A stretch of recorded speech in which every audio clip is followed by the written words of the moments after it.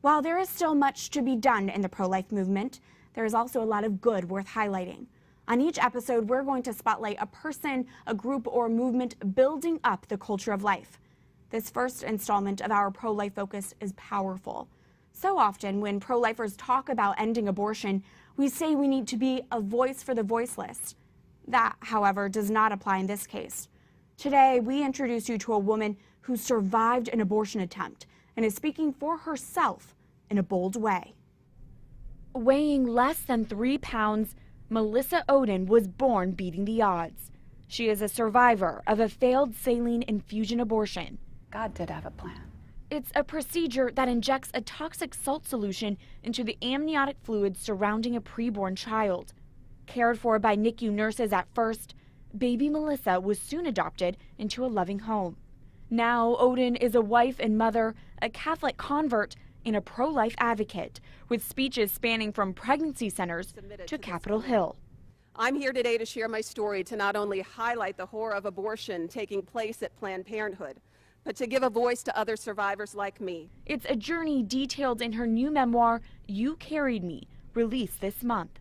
Melissa recounts a series of tough truths, including when she, as a teenager, learned about the abortion attempt on her life.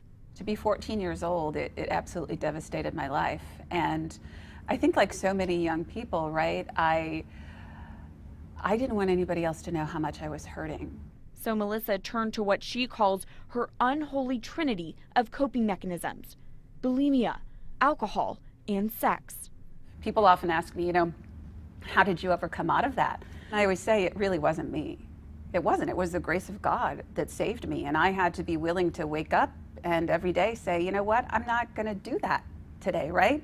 The focus of the memoir continues onto Melissa's search for her birth mother as she wonders whose blood runs through my veins. She discovers her birth mother was a 19-year-old college student pressured to get an abortion. She thought Melissa had been dead for over 30 years. Ohden's perspective throughout the journey is strikingly compassionate. Tell us how you came to have that approach. It's a response that I think has deepened over time. I've always loved her, but my love for her deepens year after year. And not just because the circumstances of her life and mine are now different, right? I know the truth about how she was forced into that abortion. But I think the older I get, the more I learn how to love people and respect them for who they are. And I think motherhood has been a bond that she and I can really connect on that level. And so it's a love story, right? It's a love story that God wrote, and man attempted to rewrite that whole story. And God's story wins in the end. Now, you had finished this book, you had finished your memoir, you were done, and then something happened. And then you met your birth mother for the first time. Tell us about that. Whew. That's where I have to take a deep breath. After everything I've gone through in my life and my healing from it, my tears are not tears of pain. My tears are just tears of incredible gratitude, right? I was not expecting to meet her in the course of the last few months. We have spent years getting to know one another, build trust, uncover secrets together. And so we met face to face for this first time early this summer. And I guess the short version of that would be it was everything I ever could have expected and more. To know that she spent over 30 years of her life believing that I had died at the hospital, how she suffered from immense regret and guilt.